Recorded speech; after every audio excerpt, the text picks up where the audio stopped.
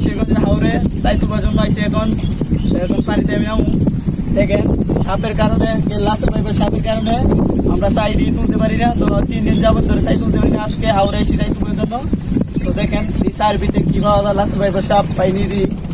তো এখন নামু, আমার বাইকটা দেখা যাক কি আছে।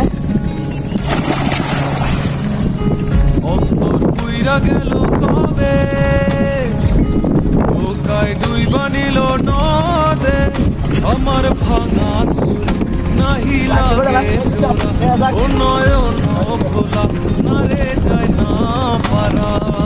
বে তুই আমারে মিথ্যা শিখালি, বে তুই আমারে নিঃস্ব করলি, বে তুই আমারে মিথ্যা শিখালি।